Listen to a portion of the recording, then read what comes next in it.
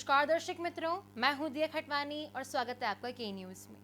चलिए गौर करते हैं आज के मुख्य समाचारों से पहले कुछ हेडलाइंस पर। कैबिनेट विस्तार के 2 घंटे के भीतर ही प्रधानमंत्री मोदी ने नई टीम को विभागों का जिम्मा भी सौंपना शुरू कर दिया है। हिमाचल प्रदेश के 6 बार मुख्यमंत्री रहे कांग्रेस नेता वीरभद्र सिंह का 87 साल की उम्र में गुरुवार को निधन हो गया।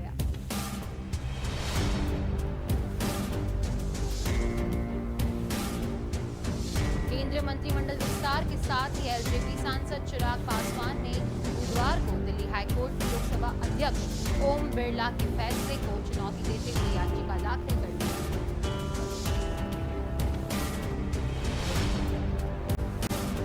जम्मू कश्मीर में सुरक्षा बलों ने बड़ी आतंकी साजिश को नाकाम कर दिया।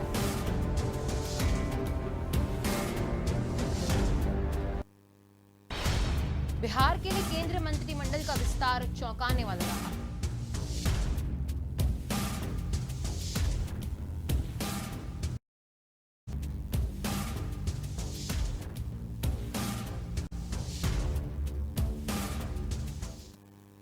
तो चलिए गौर करते हैं अब मुख्य समाचारों पर। कैबिनेट विस्तार के 2 घंटे के भीतर ही प्रधानमंत्री मोदी ने नई टीम को विभागों का जिम्मा भी सौंपना शुरू कर दिया है। सबसे पहले गृह मंत्री अमित शाह को सबसे नया मंत्रालय मिनिस्ट्री ऑफ कॉर्पोरेशन यानी सहकारिता मंत्रालय दिया गया है। हार्वर्ड से पढ़े ज्योतिरादित्य सिंधिया को एविएशन मिनिस्ट्री और आईआईटी से पोस्ट ग्रेजुएट अश्विनी वैष्णव को रेल और सूचना प्रसारण मंत्रालय सौंपना गया है। प्रधानमंत्री नरेंद्र मोदी ने कैबिनेट विस्तार से पहले एक नया मंत्रालय मिनिस्ट्री ऑफ कोऑपरेशन बनाया है।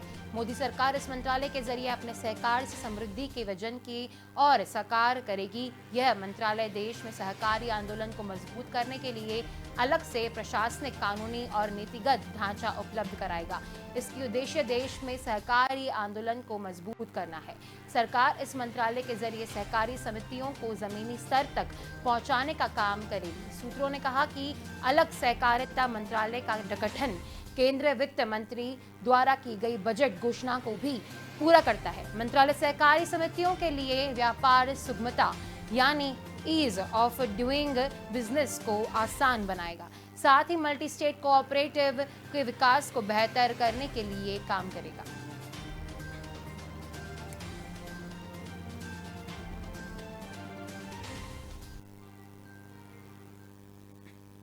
हिमाचल प्रदेश के 6 बार मुख्यमंत्री रहे कांग्रेस नेता वीरभद्र सिंह का 87 साल में उम्र में गुरुवार को निधन हो गया। वे लंबे समय से बीमार थे। उन्होंने सुबह 3:40 पर शिमला के इंदिरा गांधी मेडिकल कॉलेज अस्पताल में आखिरी सांस ली। यहाँ वे करीब 2 महीने से भर्ती थे। सोमवार को उन्हें सांस लेने में तकलीफ थी, जिसके बाद उन्हें वेंटिलेटर पर रखा गया था। वीरभद्र सिंह को 2 बार कोरोना हुआ। पहली बार 12 अप्रैल और दूसरी बार 11 जून को उनकी रिपोर्ट पॉजिटिव आई। एक दिन पहले ही बुधवार को आईजीएमसी के मेडिकल सुपरिटेंडेंट डॉक्टर जनक राज ने कहा था कि वीरभद्र सिंह की हालत गंभीर लेकिन स्थिर बनी हुई है। वीरभद्र सिंह का जन्म 23 जून 1934 को हुआ था। उनके पिता पद्म सिंह भूषण सियासत के राजा थे। वीरभद्र सिंह 1962 में पहली बार महासू सीट के लोकसभा चुनाव जीते थे। इसके बाद वे 1967 और 1971, 1980 और 2009 में भी लोकसभा के लिए चुने गए थे। वीरभद्र सिंह पहले रोहडू सीट से विधानसभा चुनाव लड़ते थे। बाद में रोहडू सीट आरक्षित हुई तो उन्होंने 2012 में शिमला ग्रामीण सीट से चुनाव लड़ा। 2017 में उन्होंने यह सीट बेटे विक्रमादित्य सिंह के लिए छोड़ दी और खुद अर्की से चुनाव लड़े। अभी वे अर्की सीट से विधायक थे।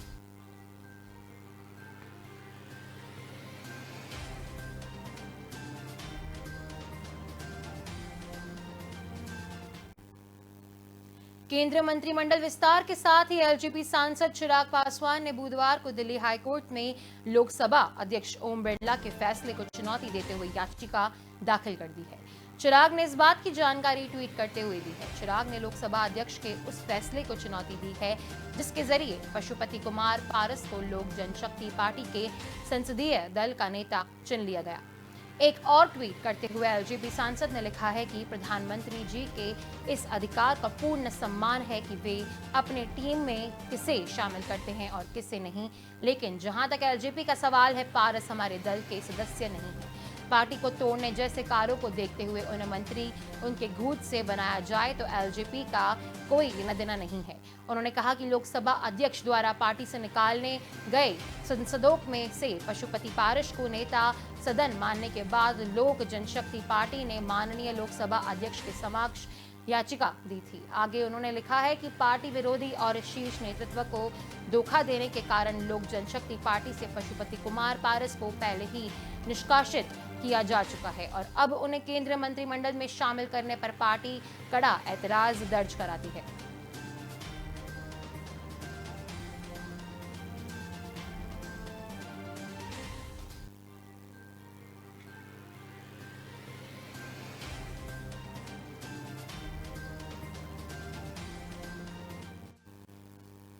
जम्मू कश्मीर में सुरक्षा बलों ने बड़ी आतंकी साजिश को नाकाम कर दिया है। यहां के कुलगाम और पुलवामा में सुरक्षा बलों और आतंकियों के बीच बुधवार को मुठभेड़ हुई, जिसमें 4 आतंकियों को मार गिराया था। इससे पहले मंगलवार शाम कुपवाड़ा जिले के गांदर्स इलाके के हिजबुल मुजाहिदीन का कमांडर महराजुद्दीन हलवाई उर्फ उबैद मारा गया था।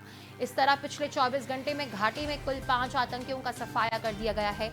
आईजीपी कश्मीर विजय कुमार ने गुरुवार को कहा यह जानकारी दी है। पहला एनकाउंटर कुलगाम के जोरदार इलाके में हुआ था। सुरक्षा बलों के सर्च ऑपरेशन के दौरान आतंकियों ने फायरिंग शुरू कर दी। जवाबी कार्रवाई में 2 आतंकी ढेर कर दिए गए। मारे गए आतंकी लश्कर तैयबा से जुड़े हुए थे। दूसरा एनकाउंटर पुलवामा के पुचल इलाके में हुआ। आतंकियों के छिपे होने की सूचना पर सुरक्षा बलों ने इलाके की घेराबंदी कर सर्च ऑपरेशन चलाया। इस दौरान हुए एनकाउंटर में भी 2 आतंकी मारे गए। दोनों की पहचान फिलहाल नहीं हो सकी है। सूत्रों के मुताबिक इलाके में 2 और आतंकियों के छिपे होने की संभावना है। सर्च ऑपरेशन अभी जारी है।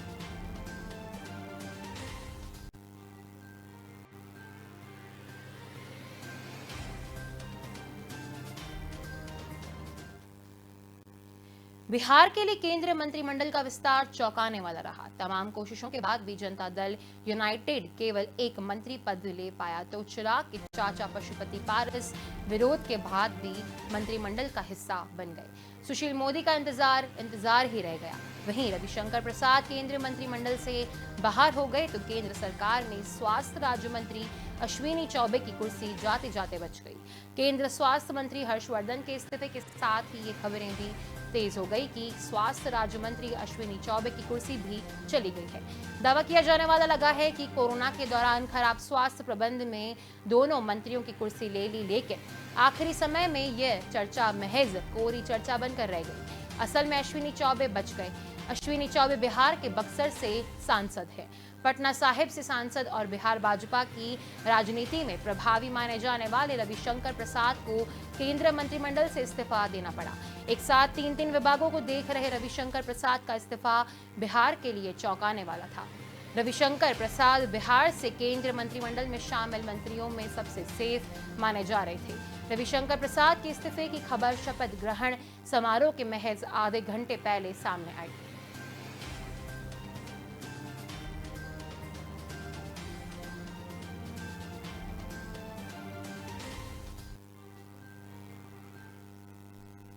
दुनिया में बुधवार को कोरोना के 4,30,841 लोगों की कोरोना रिपोर्ट पॉजिटिव आई। इस दौरान 4,09,292 लोगों ने कोरोना को मात दी और 8,196 लोगों की संक्रमण की वजह से जान चली गई। इस बीच ब्रिटेन में कोरोना की तीसरी लहर रफ्तार पकड़ने लगी है। बीते दिन यहां 28,773 लोग कोरोना की चपेट में आए। यह आंकड़ा पिछले 5 महीने में सबसे ज्यादा है। इससे पहले 29 जनवरी को यहां 28,910 संक्रमितों की पहचान हुई थी। दुनिया में बुधवार को सबसे ज्यादा मामले ब्राजील में सामने आए। यहां पिछले 24 घंटे में 62,504 लोग कोरोना की चपेट में आए। इसके बाद भारत में 43,957, इंडोनेशिया में 31,179, कोलंबिया में 26,721 और रूस में 23,378 लोग कोरोना संक्रमित हुए। संक्रमण की वजह से सबसे ज्यादा 1,787 मौतें ब्राजील में ही रिकॉर्ड की गई हैं। इसके बाद भारत में 930, रूस में 737, इंडोनेशिया में 728, कोलंबिया में 553 और अर्जेंटीना में 462 लोगों की जान चली गई। दुनिया में अब तक 18.53 करोड़ से ज्यादा लोग कोरोना वायरस से संक्रमित हो चुके हैं। इनमें से 40.9 लाख लोगों की मौत हो गई है। जबकि 16.97 करोड़ लोगों ने कोरोना को मात दी है। फिलहाल 1.16 करोड़ लोगों को इलाज चल रहा है।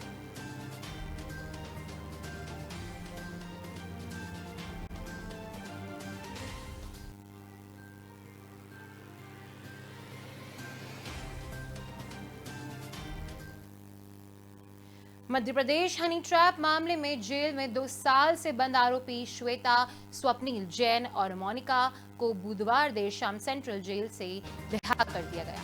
मामले में आरोपी मोनिका को पहले ही उज्जैन जेल शिफ्ट किया जा चुका था। यहां से उसे जमानत मिल गई है। मोनिका को लेकर उसके परिवार वाले भी उज्जैन जेल पहुंचे थे। अन्य आरोपी श्वेता, विजय, जैन की हनी ट्रैप मामले में जमानत हो चुकी है, लेकिन फिलहाल वह जेल से बाहर नहीं आ पाएगी क्योंकि उसके खिलाफ भोपाल में मानव तस्करी में केस दर्ज है। इस कारण उसे रिहाई नहीं दी गई है। सितंबर 2019 में नगर निगम के तत्कालीन सिटी इंजीनियर हरभजन सिंह ने पलासिया थाने में शिकायत की थी कि कुछ महिलाएं उन्हें अश्लील वीडियो वायरल करने के नाम पर ब्लैकमेल कर 3 करोड़ रुपए मांग रही है। पुलिस ने कार्रवाई करते हुए आरोपी महिलाओं को गिरफ्तार किया था। इसके बाद से आरोपी जेल में है। इस हनी ट्रैप कांड से सीआईसी भूचाल आ गया था। जांच में कई आईएएस और राजनेताओं के नाम सामने आए थे।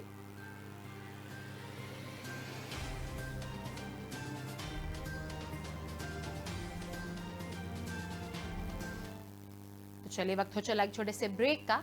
जल्द मिलेंगे इस ब्रेक के बाद।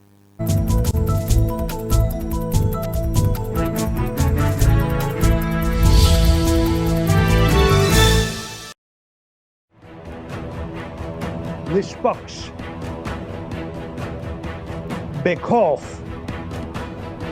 बेबाक, तेज तर्रार, तीखे सवाल, बात मुद्दे की। देखते रहिए जलपा क्षत्रिय के साथ दंगल देश का।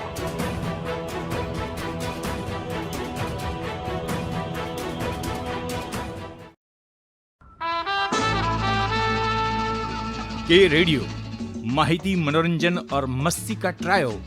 के रेडियो कहीं भी कभी भी, दिन हो मंगलमय से लेकर गुजरा हुआ जमाना तक का सफर। के रेडियो आप सुन रहे हो के रेडियो। जल्द शुरू हो रहा है के न्यूज की सुरीली भेंट। के रेडियो आप सुन रहे हो के रेडियो, कहीं भी कभी भी। आप हमें डाउनलोड कर सकते हैं। लाइक कीजिए, कमेंट कीजिए, सब्सक्राइब कीजिए और सुनिए के रेडियो कहीं भी कभी भी। मैं हूँ आपकी आरजे जलपा। रे रे रे रे मारी सवार, ये गाना सुना ही होगा आपने। चलो सुबह हो गई, मस्ती की कश्ती, दिन का सफर सुहाना, एक शहर एक नजर, जनवाणी, सुनहरी दोपहरी, ये शाम मस्तानी, ढल गया दिन, नगमों की बारात, गुजरा हुआ जमाना, फिर वही रात है, मनोरंजन, माहिती और मस्ती के साथ। आप सुन रहे हो के रेडियो, कहीं भी कभी भी।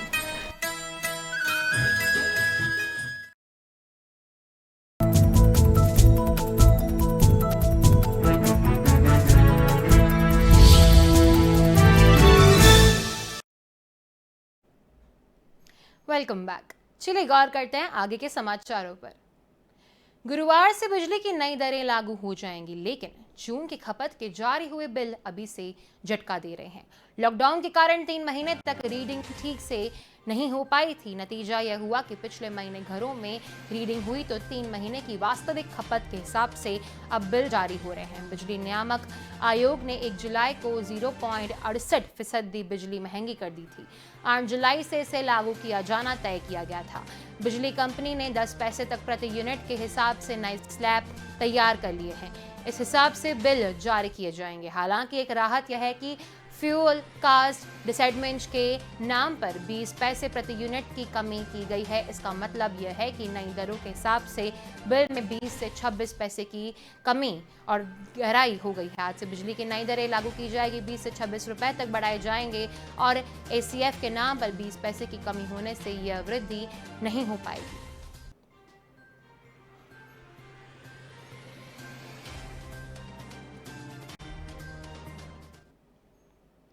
उत्तर छत्तीसगढ़ के 1955 वर्ग किलोमीटर में प्रस्तावित लेमरू हाथी रिजर्व का क्षेत्रफल घटाए जाने के प्रस्ताव पर उठे विवाद में अब विपक्ष भी कूद पड़ा है। रायपुर से भाजपा विधायक और पूर्व मंत्री बृजमोहन अग्रवाल ने इस सरकार का अपने का फैसला पर यू टर्न बताया है।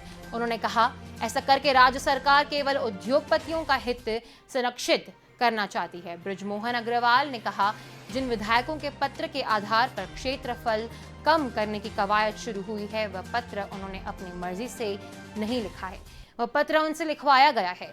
इस सरकार को अब छत्तीसगढ़ के जंगलों, आदिवासियों और हाथियों के रहवास की चिंता नहीं है। इन्हें अब उद्योगपतियों के हितों को संरक्षित करने की ही चिंता है। इनको वैध और अवैध दोनों तरीकों से केवल पैसा इकट्ठा करने की चिंता है। कहा, हाथी की रिजर्व को 1995 वर्ग किलोमीटर को बढ़ाकर 3827 वर्ग किलोमीटर करने की बात थी, अब 450 वर्ग किलोमीटर की बात हो रही है। आखिरी इतना विरोध सभा क्यों? यह तो सरकार का यू टर्न है। बृजमोहन अग्रवाल ने कहा, इस सरकार को पर्यावरण की चिंता नहीं है, इनको केवल कमाई की चिंता है। उसी की वजह से लेमरू हाथी रिजर्व का एरिया ये कम कर रहे हैं।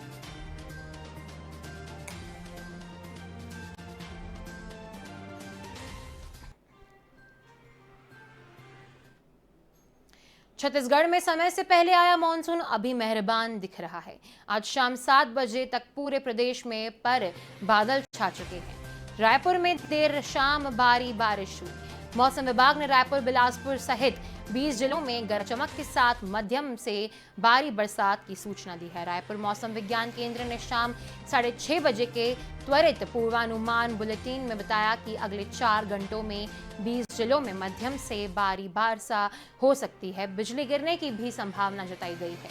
रायपुर में भारी बरसात की वजह से सड़कों पर दिखना बंद हो गया था। मौसम विभाग के मुताबिक रायपुर में 8:30 बजे तक 41 मिलीमीटर तक बरसात हो चुकी थी। मौसम विज्ञानी HP चंद्रा ने बताया कि एक द्रोणिका झारखंड से उत्तर तटीय आंध्र प्रदेश तक 1.5 किलोमीटर ऊंचाई तक स्थित है। एक दूसरी द्रोणिका उत्तर पश्चिम उत्तर प्रदेश से उत्तर पूर्व बंगाल की खाड़ी तक दक्षिण बिहार, उत्तर झारखंड और गंगोटिक पश्चिम बंगाल होते हुए मध्य समुद्र तल पर स्थित है। एक चक्रीय चक्रवाती घेरा पूर्वी उत्तर प्रदेश के ऊपर 0.9 किलोमीटर ऊंचाई तक स्थित है।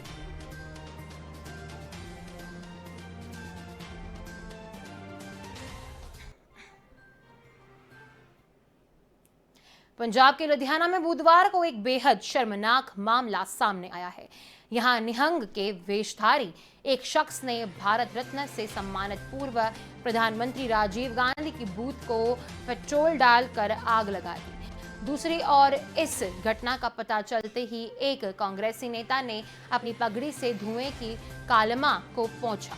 घटना से जुड़े नकारात्मक और सकारात्मक दोनों ही पहलू को वीडियो विकल्प सोशल मीडिया पर वायरल हो रहे हैं। वहीं इस घटना के बाद इलाके के कांग्रेसियों के साथ साथ आम आदमी में भी रोष का माहौल है। सोशल मीडिया पर वायरल हुए वीडियो की जब पड़ताल की तो पाया गया कि लुधियाना महासागर के स्लेम टाबरी इलाके का है।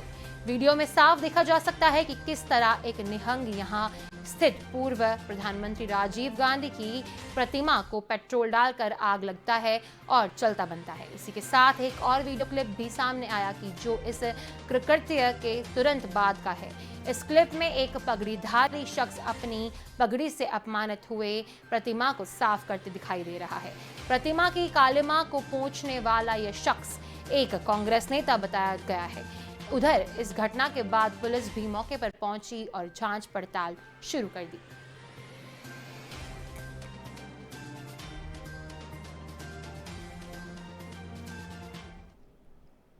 देश में बुधवार को 45,695 लोगों की कोरोना रिपोर्ट पॉजिटिव आई। इस दौरान 44,506 लोग ठीक हुए और 819 की संक्रमण की वजह से मौत भी हुई। इस तरह एक्टिव केस यानी इलाज करा रहे मरीजों की संख्या में 359 की बढ़ोतरी रिकॉर्ड की गई। देश में 56 दिनों के बाद एक्टिव केसों में बढ़ोतरी देखी गई है। इससे पहले 12 मई को इलाज करा रहे संक्रमितों की संख्या में 673 की बढ़ोतरी हुई है। इसके बाद से लगातार एक्टिव केसों में गिरावट की गई।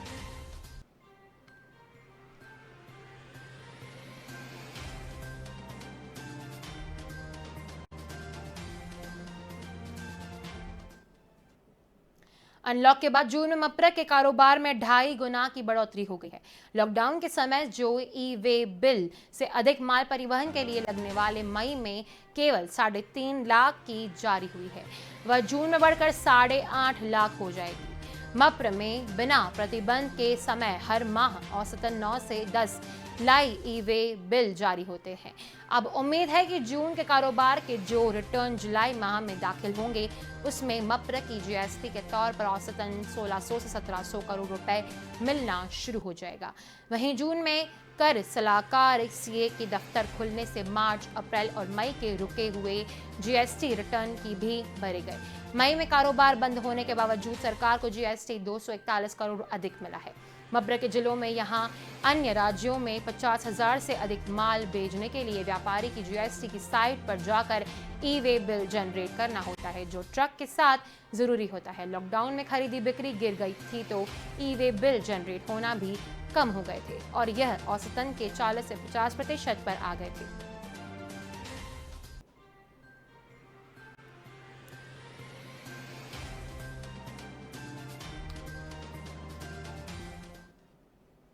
कोरोना संक्रमण का असर कम होने के साथ ही अन्य लॉकडाउन की प्रक्रिया शुरू हो गई है, जिसके बाद अब बेपटरी हो गई रेलगाड़ी भी फिर से पटरी पर दौड़ने लगी है।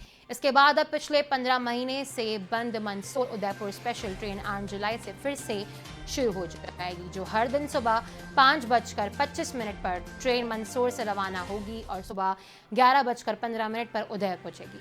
इसके बाद यही ट्रेन दोपहर 2:25 पर उदयपुर से रवाना होगी, जो शाम 7:55 पर मंदसौर पहुंचेगी। इस दौरान यात्रियों के लिए ट्रेन का फतेहनगर, मावली, भीमल, खेमली, देबारी और राणा प्रताप नगर पर ठहराव रहेगा।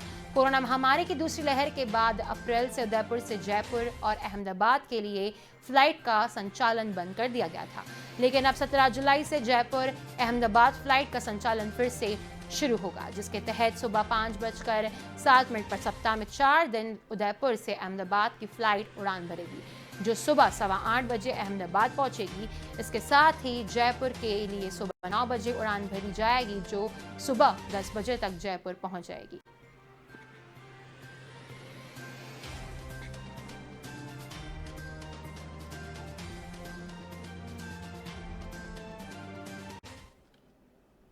मध्य प्रदेश में दूसरे चरण का वैक्सीनेशन महाअभियान जारी है। गुरुवार को प्रदेश में 6.50 लाख नागरिकों को वैक्सीन लगेगी। वहीं भोपाल में 32,000 लोगों को वैक्सीन लगाने का टारगेट रखा गया है। इसमें कोविशील्ड और कोवैक्सीन दोनों डोज लगेंगे। कोविशील्ड वैक्सीन का पहला डोज लगाने वाले नागरिकों को 84 दिन के गैप में ही दूसरा डोज लगेगा। वहीं कोवैक्सीन का दूसरा डोज 28 दिन के गैप में लगेगा। अधिकारियों का कहना है कि वैक्सीन का टारगेट उपलब्धता के अनुसार बढ़ाया भी जा सकता है। भोपाल के टीकाकरण अधिकारी डॉक्टर उपेंद्र देबू ने बताया कि भोपाल में दोनों वैक्सीन लगेगी। इनको पहला और दूसरा दोनों डोज लगेंगे। सभी सेंटर्स पर दोनों डोज सुबह 9 बजे से 3 बजे तक ऑनलाइन रजिस्ट्रेशन कराने वालों को लगेंगे। इसके बाद सिर्फ बचे डोज ऑन स्पॉट रजिस्ट्रेशन कर लाएंगे। दुबे ने बताया कि गुरुवार को 22,600 कोविशील्ड और 9,000 कोवैक्सीन की डोज लगेगी। मध्य प्रदेश में अब तक 2,24,82,405 लोगों को वैक्सीन लगा चुकी है। इनमें पहला डोज 1,69,84,499 और दूसरा डोज 34,97,906 लोगों को लग चुकी है।